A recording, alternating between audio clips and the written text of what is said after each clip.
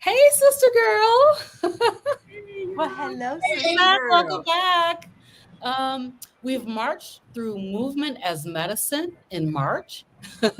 We tackled metabolic health. We embraced men's wellness and gathered in Memphis to walk in healing together. And tonight, we're closing March Momentum with the perfect finale. It's a masterclass in what it means to truly thrive as we age. So Hmm. tonight I'm honored to welcome Denitra's physician and inspiration, Dr. Yvonne Moore. Hey, Dr. Yvonne. Hey, Welcome. Hello, yes. She and Dr. Moore met in Dr. Westman's Made Simple class in 2021. And so I'm gonna let Denitra tell you about how they met. But she has guided countless women in her A Healthier You Group Me community, helping us pursue real health through faith, food, and consistency. Dr. Moore walks at least 14,400 steps a day. She's Woo! wow, yeah, that's awesome. Wait till y'all hear how old you're not gonna believe it. You're not gonna believe How it. young she is. that's right. How How young she young she is. And so she's completed races in all 50 states Come on now. and is here tonight to share the heart and science behind her chapter, Successful Aging, Hope for the Golden Years. So we're talking about lifestyle, longevity, and the blessing of growing better with time. Welcome back to Hey Sister Girl. We're so glad that you are here. And I'm going to turn this over to G. Oh, wait, can we? I want to hear Denitra tell how Oh, go they ahead. Go ahead. Yeah. Tell how God. Denitra. Tell Come how you on met. now. Don't skip on us. I think Okay. that's a good story. Now we can't hear you. She has her muted You're on now. mute. There you go. I'm doing the G today. I am traveling, had bad weather, flights changed all up, but I am trying to get there and I needed to stop. I'm literally sitting in a Whole Foods with no plugs. They took the plugs out of here in McDonald's because of the homeless people. So go figure. So I'm using a battery pack to keep going. So yes, I'm super thrilled tonight to have my very own doctor here on tonight to share with us. She is a phenomenal woman, a Christian woman. I met her in Dr. Westman's Keto Made Simple. It was his first course. And it just goes to, speaks to the fact that, we're always trying to look for and, take care of our health and look for ways to do that. So in the course, and Dr. Westman is actually out of North Carolina. So go figure that I found a Memphis doctor in this course. And so she spoke one day and said she was from Memphis. I was like, oh, shucks, here you go. And so I'm inboxing, trying to find her and, looking for her. And there she was. And so I indeed made her my doctor. And the Bible tells us that, you're going to get exceedingly abundantly above you're able to ask or think. And I will say that I got that in Dr. Moore. She's not just my doctor.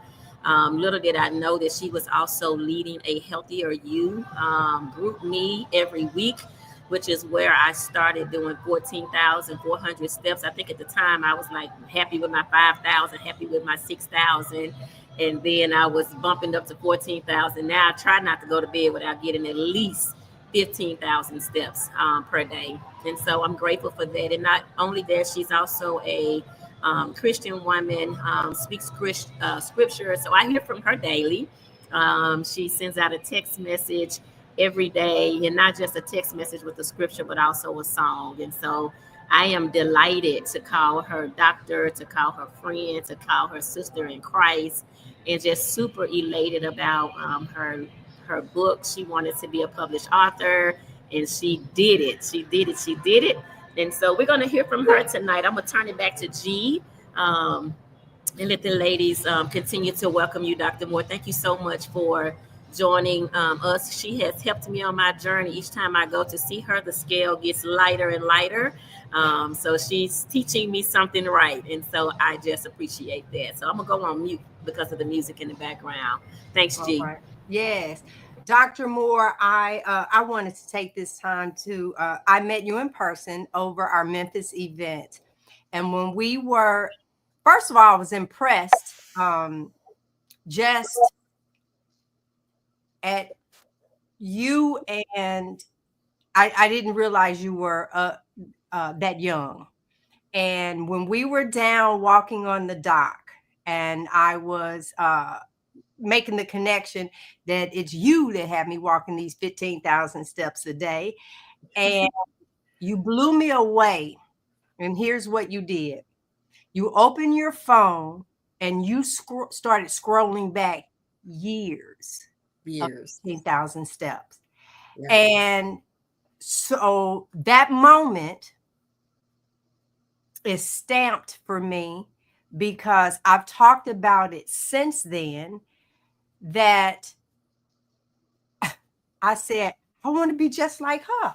Oh my God. Because right now, my big thing is, since Denitra brought this to our group, gave you credit for it, told us how it came about. And the first time, I don't know if it was November or December last year when we did it, and I was talking about this today, that it was, if I did, I did. If I didn't, I didn't. And then we were going to be really serious in January. And I thought I was doing something by proclaiming that every day in 2025, I'm going to love me by getting my 15,000 steps. And I've done that, right? Like I said, I thought I was doing something. You whipped that phone out. That said to me, I will do these 15,000 steps for the rest of my life, because you are a true walking example. I admired you. And then you sassy with it too. So y'all don't let her fool you, honey. She had a little walk going with it, and flipping the phone. I loved it. I loved every moment of it. And you taught me it's not just about movement. It's your mindset. I saw that in that walk with you. And so I just have to openly say thank you. That I'm 60, and that's when I think I had said that. And you said, okay, well, I'm 70. I was like, well, shut it down, G, because you're all of that and some. And I can't wait to hear from you. So I'm going to mute myself, and you have the floor. And I'm telling you ahead of time, thank you, thank you, thank you. And Well, it's your turn. thank you for having me. I thought the way this was going to go is that Denitra was going to ask me some questions so we can figure out where we're going to get started.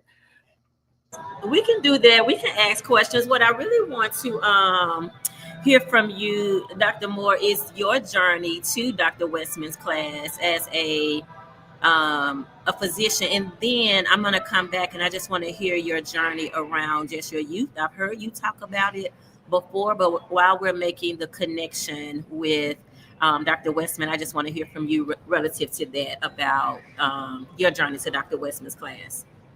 I am really happy to share that, because I have a diabetes legacy in my family that I think a lot of us as African Americans share. When I was in elementary school, my father's mother, my grandmother, lost both her legs to diabetes.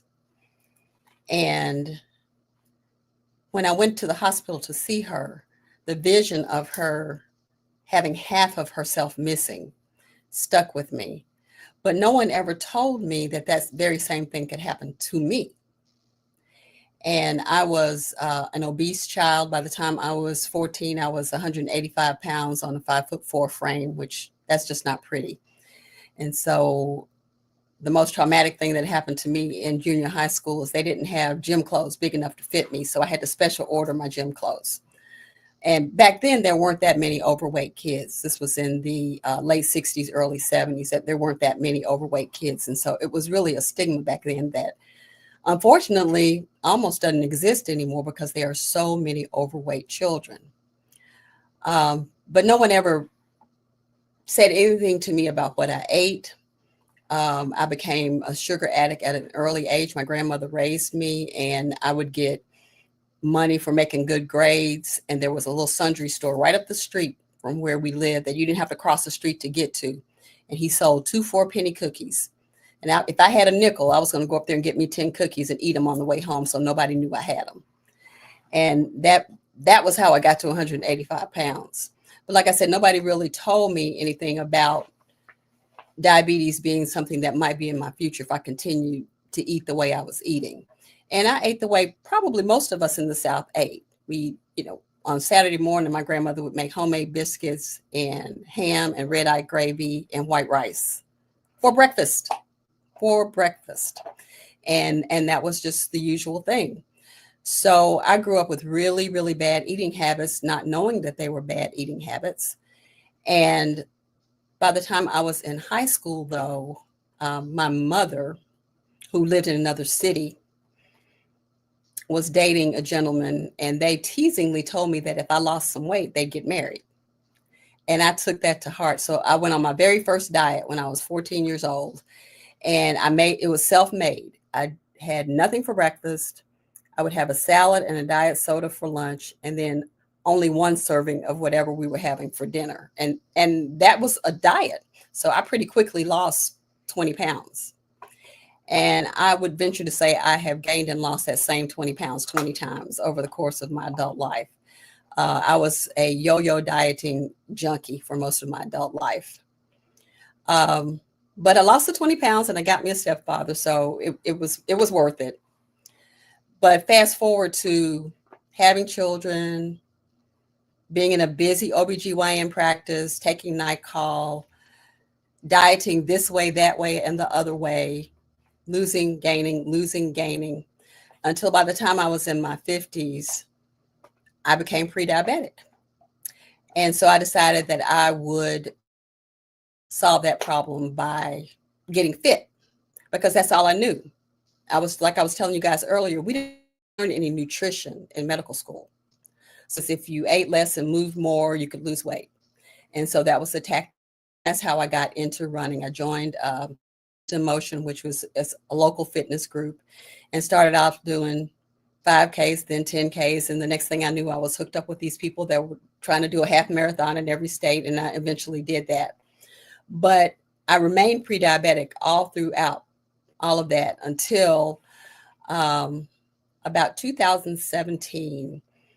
I first read Jason Fung's book, The Obesity Code, and started following him on YouTube. And then that led to following Dr. Westman on YouTube.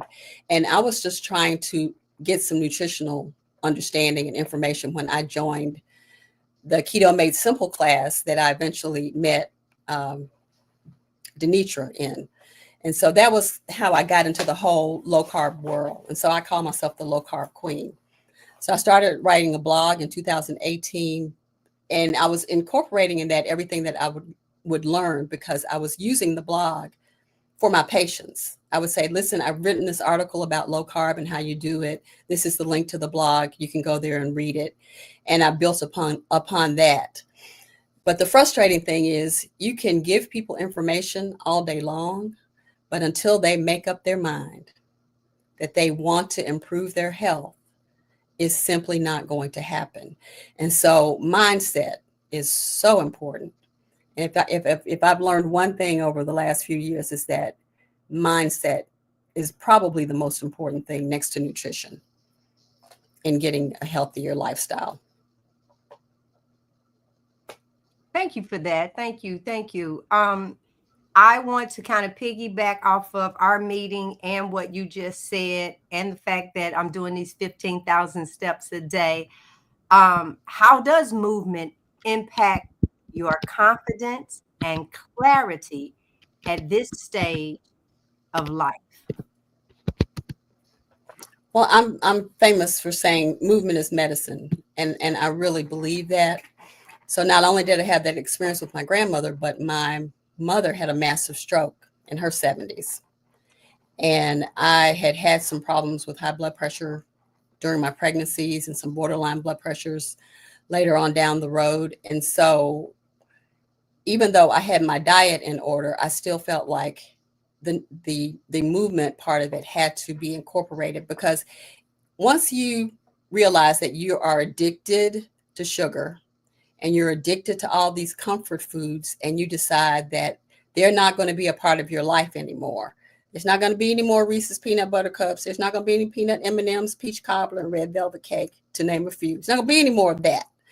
And if you were an emotional eater like I was, then the reason you went to those things was to get that buzz, to get that high, to get that dopamine rush. Well, that's what exercise does for you. It gives you that same rush. And when you said I could just scroll and scroll and scroll the years that I have done 15,000 steps a day, it's because that's my Prozac. That's my stress reliever. That's my antidepressant. That gives me the things that I used to get from food. And so now I say, instead of eating your feelings, exercise your feelings. One of the things I share with the ladies, I say, earn that meal. It really is. If you were full from yesterday and you've done no movement, no anything like that, then why are you feeding yourself again? It becomes a little emotional because we didn't do anything in regards to movement. I've been doing carnivore. It'll be 2 years. And honestly, I think I've had better results on the inside this year due to walking. I found my body is compositioning itself, and this is really good. And just to know that I'm meeting the person who was behind me doing these steps, because I don't think, Denitra, if this wasn't it, what was going to be the thing that connected us? So I'm very appreciative of that. Another thing I did want to bring up is the book that you wrote, Hope for the Golden Years, Successful Aging, and some things that we did want to cover, redefining aging as a blessing. Why do you say it like that? That aging is a blessing. Explain to women so they really do understand this is a blessing. It absolutely is a blessing. And the title of the book is actually Giving Birth to Hope. And the aging chapter is just one of the chapters. And it's a devotional, but it's autobiographical. So a lot of what I just talked about in terms of my journey with running and my journey with diabetes is in there, but also some stories from my childhood growing up in the segregated South and that sort of thing. But back to the piece on aging, when you think about all of the people that you have had in your life who did not live to see 71, I'm 71 as of yesterday. When you think of all the people in your life who did not live to see 71, it gives you pause. It gives you pause to be thankful. And all of the little things that you thought were important pale in comparison to having your good health. And we don't have any control over when we leave here. We're all going to die. And by the time you're 70, 71, there's more sand in the bottom of the hourglass than there is in the top. And so if you want to spend your golden years having the abundant life that Christ came to give us, then you have to move your body and you have to feed yourself properly. You have to feed yourself in a way that promotes good health. And if I could get a bumper sticker that says, be calm and don't eat sugar, I would get one, because I honestly believe that that's the key. Okay. I am going to make that correction. It does say chapter, and I made the misspoke. I misspoke in regards to that. So, all right, Robin, let's unmic you, and you have a few questions. Well, yes, I do. I do want to ask a little bit about your 14,400 steps a day challenge.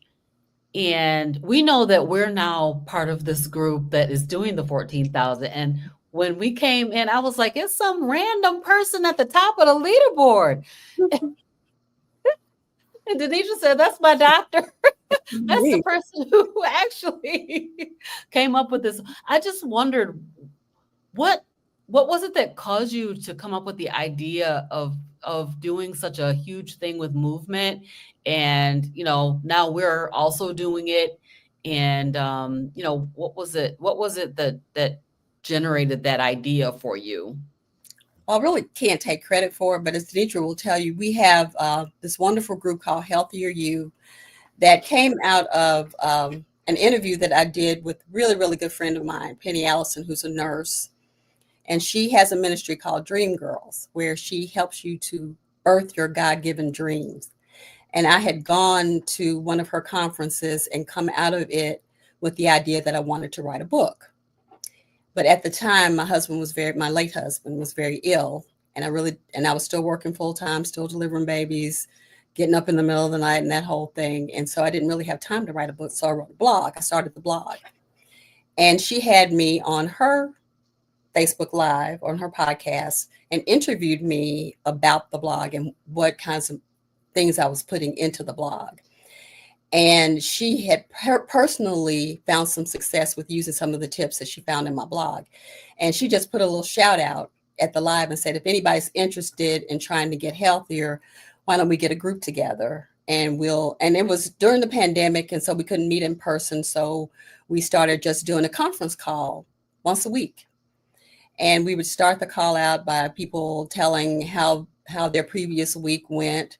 And then either Penny or I would give some sort of little mini lecture about what it means to be keto. And my very favorite, love the foods that love you back, because we're all in love with foods that don't love us. And we just took off from there, and we have continued to have the group, and we've had some great success. We've had ladies in there that have lost 30 and 40 pounds. We have one lady in there who's a vegan who has lost 40 pounds, which is amazing to me that she could eat all those plants and still lose weight. And so it's really taught me that there's no one right way. We all get so bogged down with thinking my way is the right way. But if that way works for her and she's the healthiest she's ever been in her life, then I'm not going to tell her she has to give up her vegan lifestyle because it's working for her. But what she learned from us is to be a sugarless vegan. She learned how to be a sugar-free vegan. And I think that that's the thing that we try to hit home. But anyway, within the group, we really were encouraging everybody to try to do a minimum of 15 minutes of movement a day. You brush your teeth every day, you eat every day, you should exercise every day. You should move purposefully every single day. And we were having trouble getting people to do that. And so I found this app. It wasn't original with me. I found this app on the internet. And in order to do the challenge, you set the challenge up monthly. They came up with the 14,400. So to get max points each day, you have to do 14,400 steps. And I just rounded mine up to 15,000. That's where that came from. It was just an app. I just really want to thank you and also thank Denitra for bringing that to our group. Because as G had mentioned, we were she actually was talking about this today. We were struggling to find something that we could consistently do.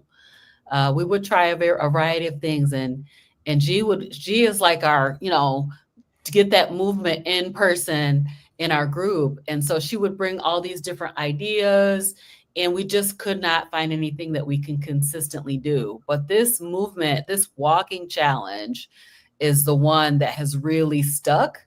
And we're doing it at varying levels, but the thing of it is that we can do this every day.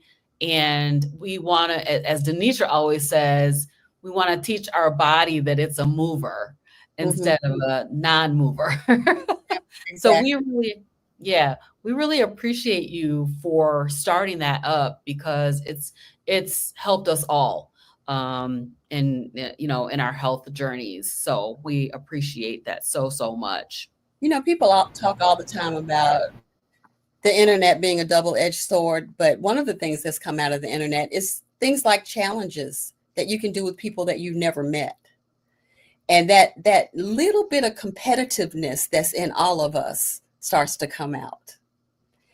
And it may be that you've been at the very top and you've gotten home and you've worked all day and you're tired and you're at 13,300 steps. Can't go to And bed. once you become obsessed with these challenges, your body will not let you go to bed until you get the rest of those steps.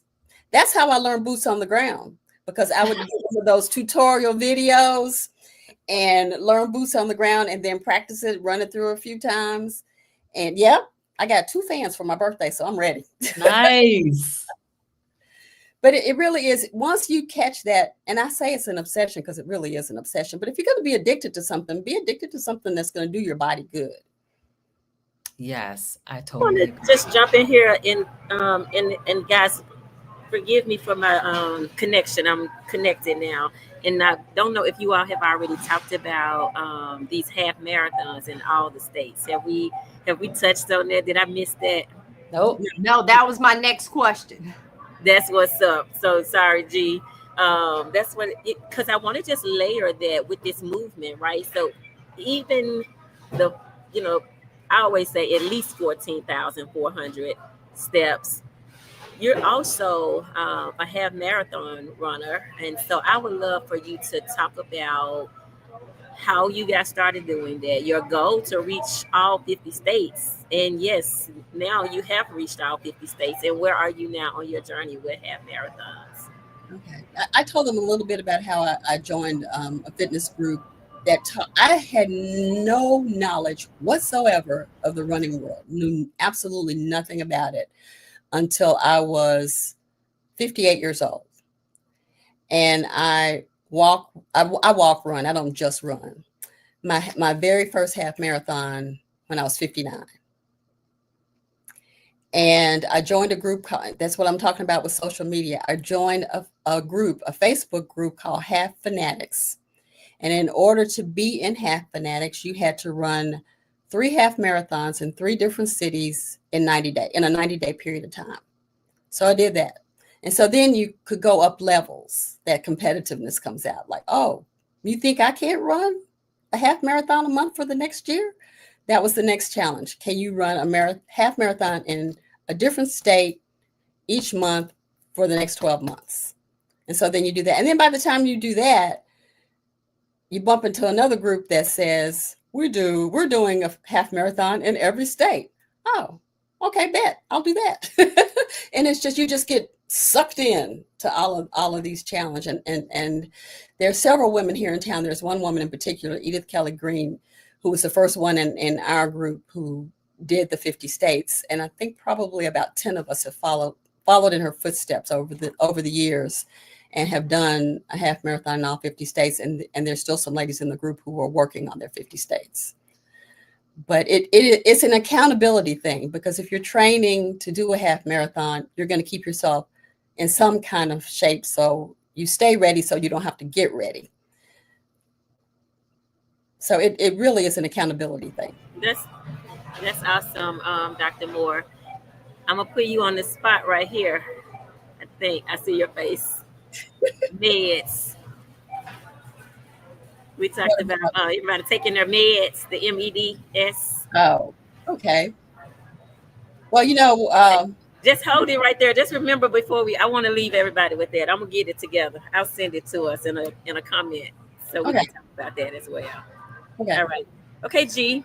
I'm sorry. You're on mute. We can't hear you. We can't hear you, G. She can't hear you. It might help if I took mute off. I said, no, you're doing well, because that was the next thing I was asking in regards to the 50 states. But all right, but quickly, because that competitiveness, when you said at 50, I think you said 59. 59. Yes. And I said, that's how old I was last year. What are you talking about?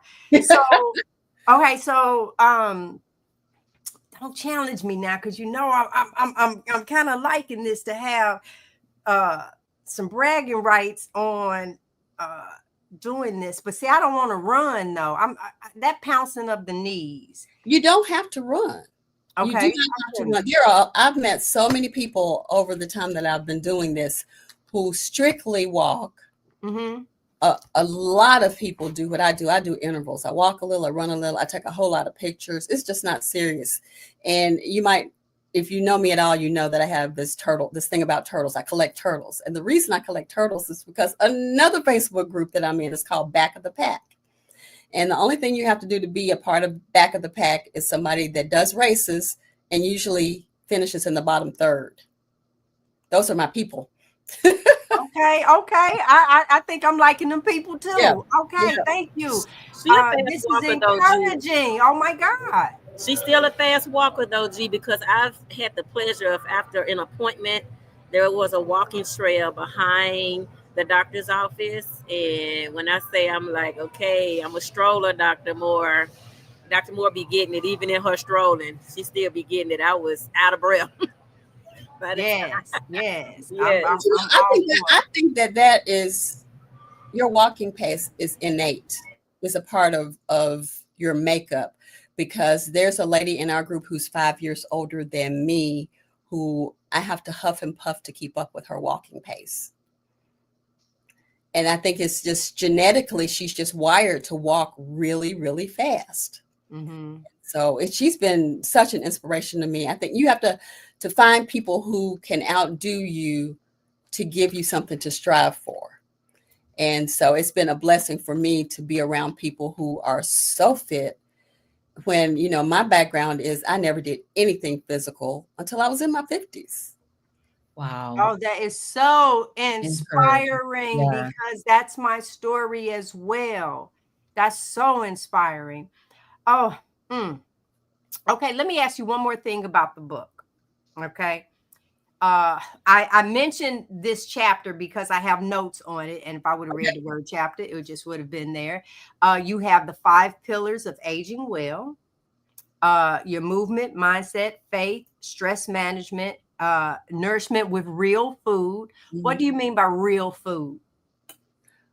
She just asked me about the meds, and that's one of the cornerstones of our Healthier You group. And it starts with moving your body every day. And then the E is eat whole foods. And the D is to drink your water. And I think you guys have talked about that on the podcast. And then the S is sleep. You have to sleep. And so that's all a part of it. But to me, of all of the things that I've done, because I'm getting older, and because my mother had a stroke in her 70s, and because now I recognize the dangers of eating sugar, I've been doing so much reading about aging. And the two things that everything I've read say, first of all, you must keep moving. You absolutely have to move your body. And that doesn't mean you have to, people think, oh, you got to join a gym. No, you just put one foot in front of the other.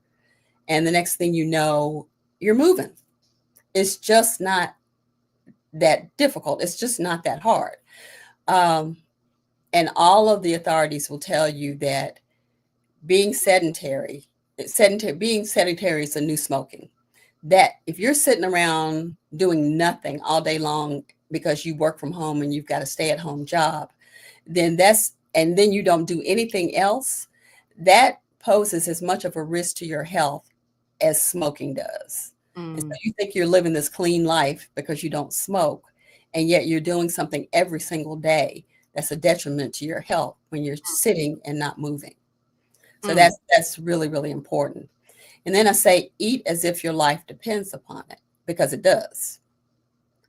And the one big hole in my training, I think, is in the training of all doctors who trained about the same time that I did. This is my 41st year in practice. So it hadn't changed much in that 41 years, is very little nutritional training. The things I know about nutrition are things that I've learned from taking classes, being a part of the Nutrition Network. I got a certification from the Nutrition Network to teach low carb, was a part of Dr. Westman classes. So I know about insulin resistance. And I cannot even begin to tell you how many young women in their 20s and 30s I'm seeing with PCOS, with prediabetes, with diabetes. And now they're telling us that Alzheimer's is type 3 diabetes. It's all insulin resistance. And I know we all sound like a broken record talking about insulin resistance, but it's killing us. It's killing all of us But when you try to talk to people about it is, but I love ice cream. I said, well, learn to love something that loves you back. You're in an abusive relationship with that ice cream. That ice cream is beating you. That ice cream is killing you. And you keep going back to it, expecting something different to happen. And something different is not going to happen until you do something different. Mm. Mm. Okay, hold on. So that was good. That was good. I have down here encouragement from your devotional, Giving Birth to Hope.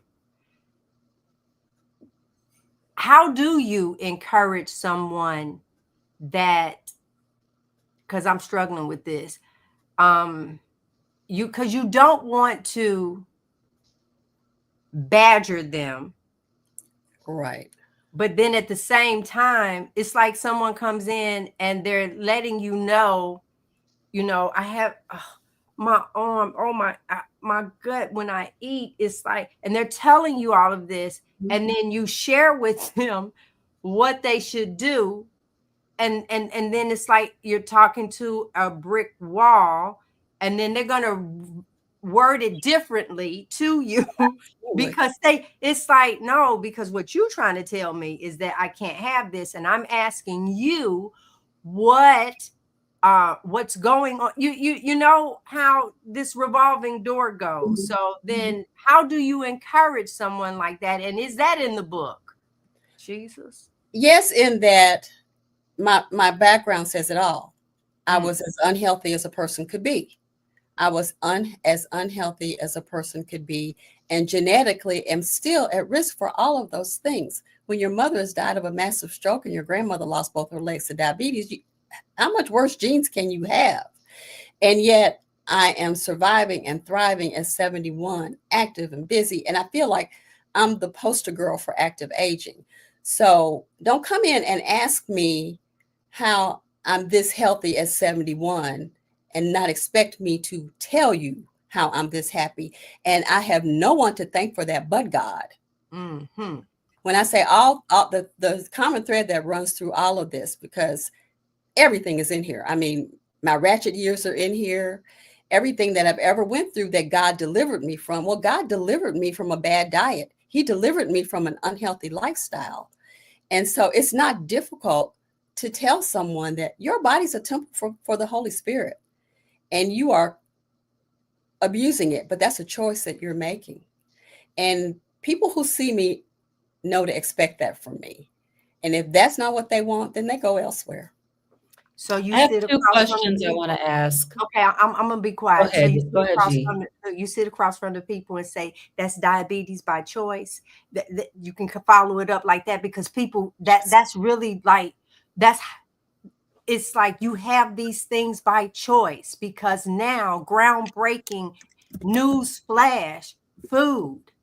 That's Yes. sugar, and it's like we say that. Thank you. So I'm not crazy. Go ahead, Robin. I think that another misconception that all of us have is because diabetes runs in my family, everybody in my family is diabetic, then I'm just destined to get it. So I might as well enjoy myself. And I said, the reason diabetes runs in your family is everyone in your family eats the same way. Go to the family reunion. What's on the plate? There's mac and cheese, spaghetti, potato salad, cornbread, all on the same plate. Yeah. Sugar, sugar, sugar, sugar. Don't forget them baked beans now with all that brown sugar and them. Oh, come on now. It's not just that we're genetically predisposed. I'm not trying to throw out the genetic component of it, but just as big a factor is how we as a people have always eaten. And that's why our mortality numbers are so much higher than that of white women. Yes. Because of how we have traditionally eaten, and we don't want to give it up. We think it's a part of who we are. Soul food. Yes. Yeah, that's me. So I kind of want to, I really, maybe I should go directly to this question about sugar, because what I heard you say is that you got a vegetarian or vegan, Mhm. sugar-free vegan, and that you discovered there were some issues with sugar. And so I would just like to have you just elaborate a little bit more. What is the problem with the sugar? So we're talking about, like, you just mentioned a bunch of things on the plate. And Mhm. when you talked about them, you said sugar, sugar, sugar, sugar, sugar. So what is what is it about it? You know what it is about it, but let me share with your audience the same thing that I have heard you guys say in the podcast is years upon years upon years of eating all this sugar has made us all have very, very high insulin levels. And any drug, any hormone that your body gets exposed to over and over again, you develop a tolerance for. It's like you have to have a higher and higher dose of oxycodone to get the same effect. Well, it's the same thing is true with insulin. Your body responds to all this bombarding with sugar by just making more and more and more insulin. But now the insulin doesn't work so well. So it won't keep your blood sugar down like it's supposed to, but it's very, very good at turning things into fat, particularly belly fat. And so that's the issue. The issue is the insulin resistance. And the insulin resistance is playing a role in the PCOS. I mean, that baby wasn't born with PCOS. The insulin resistance gave her PCOS. That baby I wasn't born with prediabetes. It was all those years of thinking because I ran a half marathon, I could go to Shake Shack and get a burger and fries, which is what I did. And because I didn't know any better, nobody taught me any better. And so I really applaud you ladies for trying to get this message out. And I have come to understand that it's really not about carnivore or keto or vegan or any of that. It's about insulin resistance.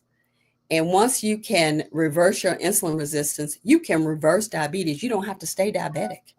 You can reverse your prediabetes. You don't have to just roll over and be pre-diabetic. You don't have to do that. And I just think that it's important that we get that message out. We do too. We Dr. absolutely Gordon, do.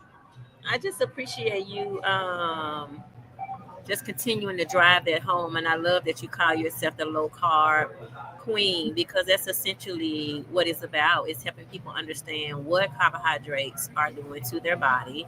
I was talking to some folks today. I was at the meat market buying meat, and this guy was talking about how much weight he had lost by pumping up his meat. But he was telling the lady in front of me, like, you can do don't do white potatoes, but you can do sweet potatoes. And so I was like, it's the same carbs, guy. It's the same product.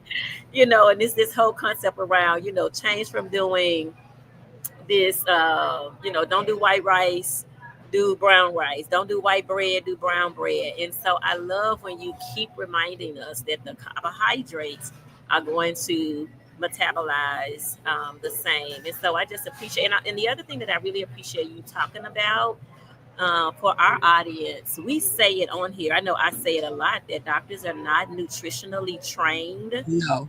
And so a lot of times, doctors are giving advice, and that advice is not aligned with, being low carb, because keto has a bad rap, right? That's why we love Dr. Westman so much, Dr. Berry so much, because they talk about what that is really not a fad kind of thing.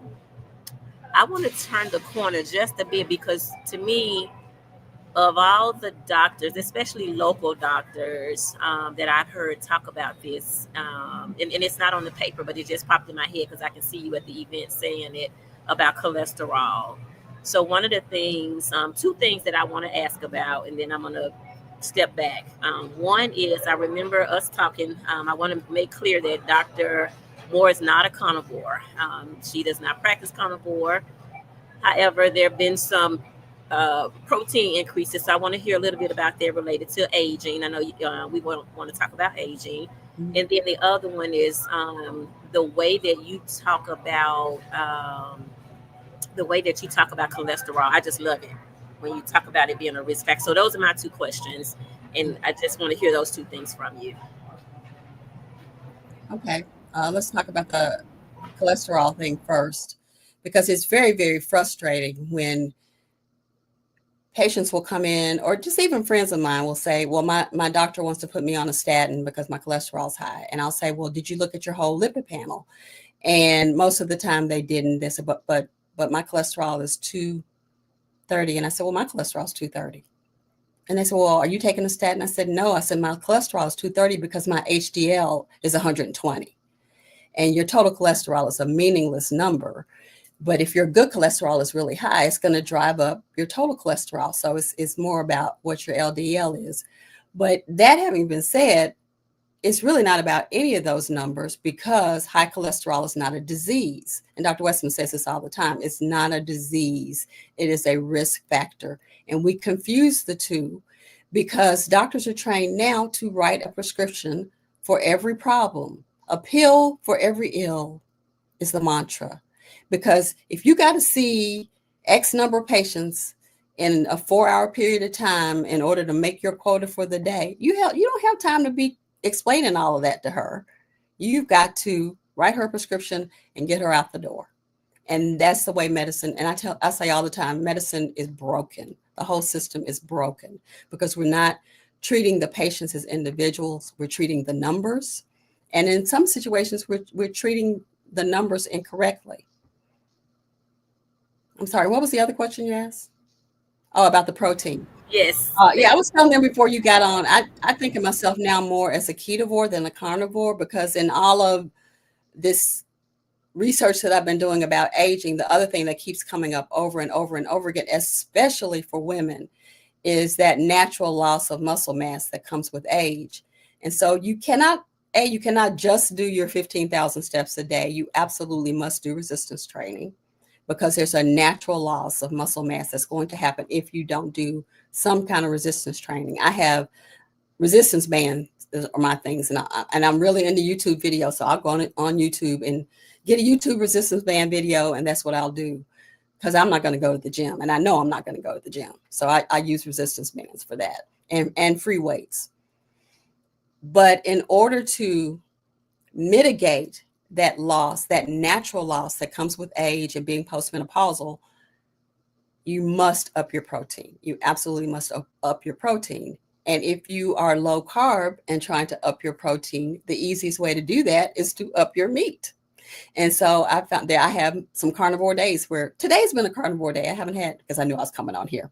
So I haven't had any veggies, no fruit today, in solidarity with my carnivore sisters. But that's not my lifestyle in general. But my lifestyle is meat heavy. It's, instead of plant-based, it's meat-based low carb. And that's what works for me. That's what keeps my A1C normal. And that's what gives me energy. That's what gives me mental clarity. And that's what keeps me going. And that's the way I intend to live for the rest of my life. And that's the other thing to drive home to people is none of what we say here is a quick fix.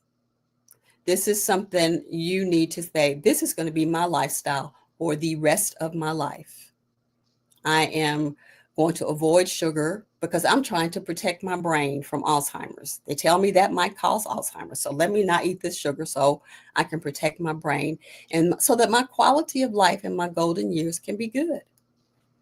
So with that, what mindset shifts should women in their 20s, in their 30s and 40s, because see, right now we're taught, when you start approaching 40, you're going to need glasses.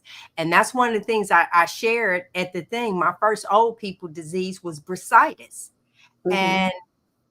And where we are sitting like ready to accept old age falling apart, mm-hmm. What changes, what mindset should we start doing in our 30s and 40s and 50s? Because I know it's never too late. So speak to the women in those different age brackets. What can they do? They're like, what's the first step? What?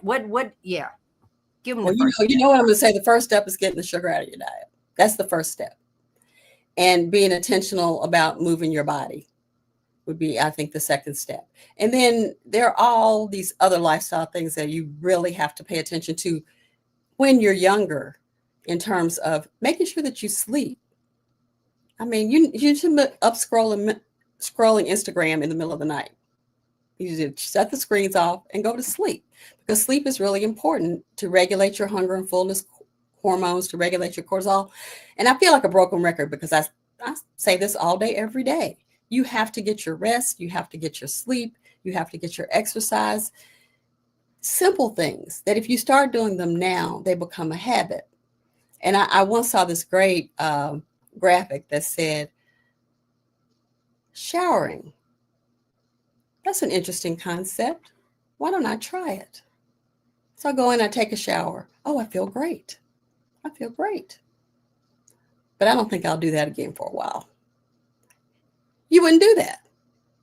Same thing with brushing your teeth. You brush your teeth every single day. So you've already proven that you can do something every single day by showering every day, by brushing your teeth every day, and then add to that moving every day. And, you know, we do all kinds of crazy things to get those 15,000 steps, don't we? We jog around the island while the coffee's brewing. We jog up and down while we're brushing our teeth. I mean, we may sound like we're a little crazy, but I tell you what, we are a healthy little crazy. Amen. I have been in the store. You had the guy talking. I said, babe, I'm getting steps in. So I'm walking around the whole table to display because you really think about movement. You do. And so thank you. Thank you. Okay, I'm done. We have a question in the chat. I am Sister Chirasha says, how does Dr. Moore do ketovore? What does a typical meal look like?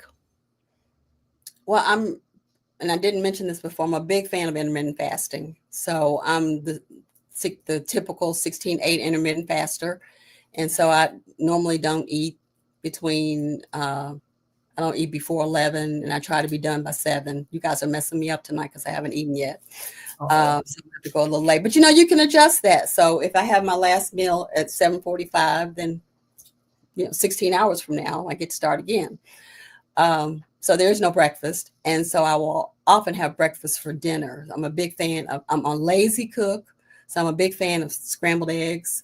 And the scrambled eggs might have a side of some brisket that I've gotten at the Costco, or it might be some chicken sausage. I'm a big fan of pork crackling. I eat those. But for lunch every day, I don't meal prep, but for lunch every day, I pretty much have the same thing. I make a sandwich that has no bread because I take a slice of turkey, a slice of cheese, and another slice of turkey, and I cut it up into little strips and dip it into avocado mash, which is my healthy fat, and I eat that almost every day. Nice.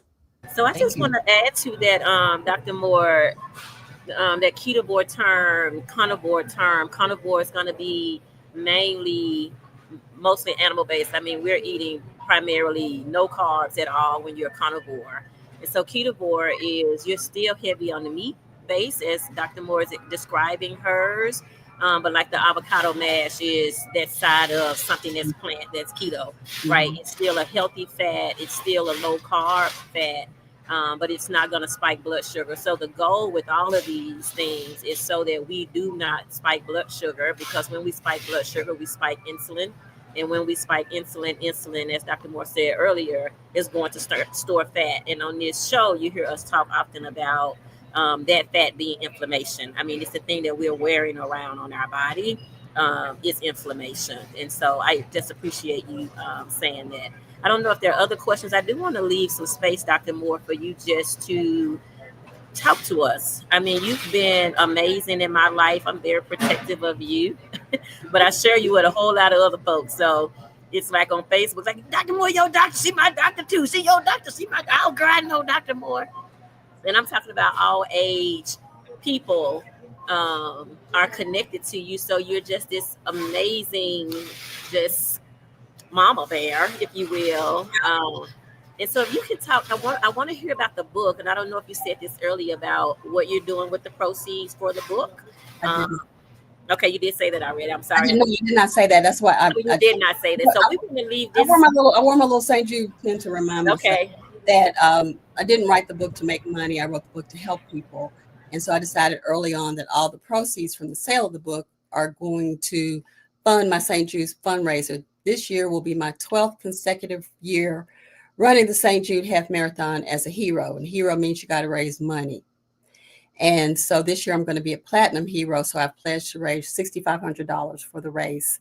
And I'm using the proceeds from the book to do that. And it gives you a really good feel wanting to look at things in the twilight of your life. You want to make a difference. You want to have a sense of purpose. You want to help somebody else because that in turn helps you. And that gets your endorphins up too. When you can help somebody else, it makes you feel good. And so that's what I'm doing with the book. I'm hoping that the book will help a lot of people.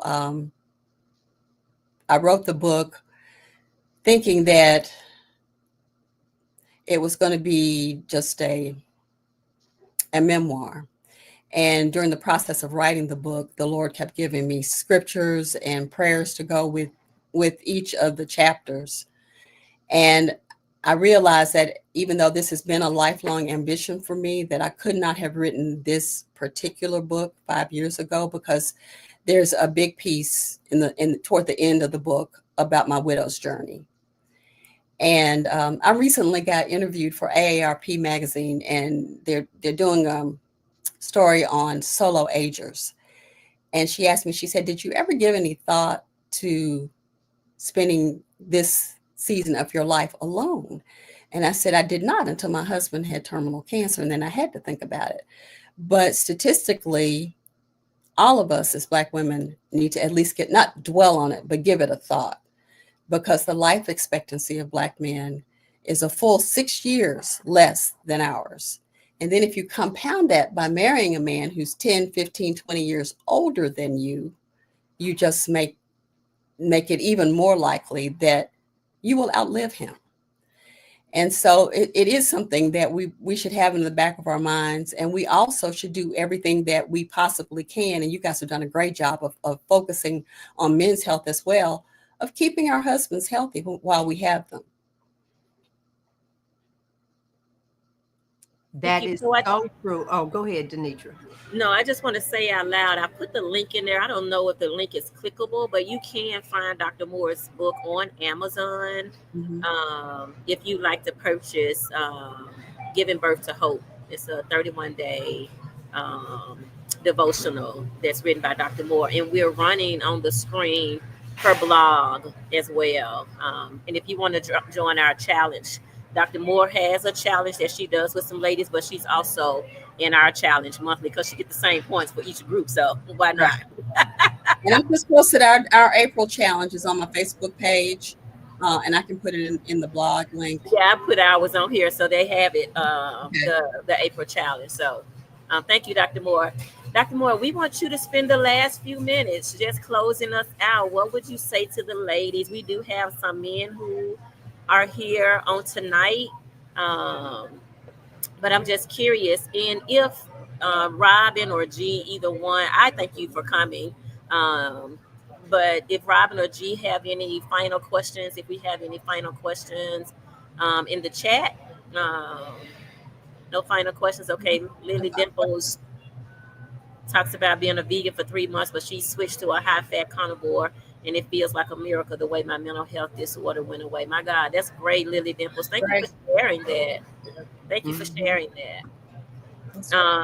So it's then that one says, for those who have done the Lion diet, have you started experiencing sugar cravings with Lion? I've been carnivore for 2 years. I missed it, Robin. I've been carnivore for 2 years. It's been a long time. So thank you for saying that, Simpson, John. So essentially for me and most carnivores, what the science shows is the less you eat sugar, the less you're going to crave sugar. If you don't eat it, you won't crave it. You crave what you continue to do, and then you hold yourself from it. The other thing is with carnivore, when you're satiated, that's a word that you hear often on here. When you reach satiety, then your body is not going to crave that which is foreign to it because it is so pleased with what it's getting. Cravings are literally in line with like being malnutrition, if you will. So, Dr. Moore, it's over to you to close us out. We appreciate you. Got to have you back again. This has been a high traffic one for us tonight. And so thank you again for being here. So you get to close us out. Okay, I appreciate you guys having me on, especially since I'm not carnivore. But there is an article in my blog called Keto is Not a Dirty Word. And so if people are thinking about wanting to be carnivore, start with keto.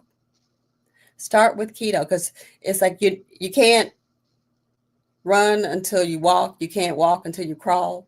So think of keto as a foot in the door. If it's really your heart's desire, because you've got some metabolic issues that you're trying to deal with, that's a really good start to just try keto. Try keto to begin with, and you're going to feel so much better and have so much more mental clarity and so much more energy just on keto that it will embolden you to try carnivore. You're not going to know which of any of these ways are right for you until you try them. And so I encourage everybody to keep an open mind and realize it's not one size fits all. And I applaud you guys for being open-minded enough to know that, or to see and to accept those of us who are not carnivore, but who are having great strides in our health just from ditching the sugar and increasing our protein and being more meat-based. And that maybe someday some of us will be carnivore. Dr. Moore, we have one quick question. It was in my brain and it came out of my brain as a question. If you can just speak to what keto is, because we know it can be fad. We see packages in the store that have keto written on the package. Do I go start buying all those things? So can you just really quickly tell us what keto is? The easiest way to look at keto, and I really am very anti internet keto and the keto products and all of that, because they've taken a really good concept and they have polluted it with marketing for things that aren't really in line with the keto diet. And so when we were in Keto Made Simple, what we were taught, and what I still believe, is if you've got issues that you're trying to cure, you need what Dr. Westman calls prescription strength keto. And that means you keep your total carbs, not your net carbs, to 20 grams a day. And if you want to get his book, End Your Carb Confusion, or get page 4, all of those are listed there. And that article that I have in my blog, Keto is Not a Dirty Word, will tell you exactly what sorts of things you should be eating. But no, you shouldn't. You don't have to put MCT oil in your coffee. No, you don't have to eat 3 pounds of bacon every day. It's not like that. It's all about keeping the carbs very low. Well, thank you, Dr. Moore. I'll let Rob and G say their thank yous and their goodbyes. It is. I am wait, let me do it like this. I want to thank you. Thank you for see, for me, I'm 60. So I look for inspiration, right? Okay, let me turn this way, because some of the people like I went to school with, and that's not inspiring to me. Now I'm gonna turn back over here because didn't nobody hear me. And so and it's not taking shots at them, it's not doing any of that. But sometimes I look, I'm like, what? We was in the same grade? What?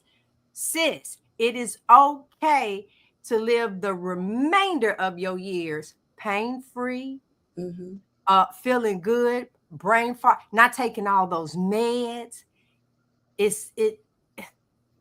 Yeah. So thank you. There's so many women now, the older I get, that just inspire me to the next level for me. And I'm gonna walk some of these things. First thing, anybody in my area, I want to do a 5K. I want to do me one. I've never done. I've never joined a race or anything. I just walk on my own.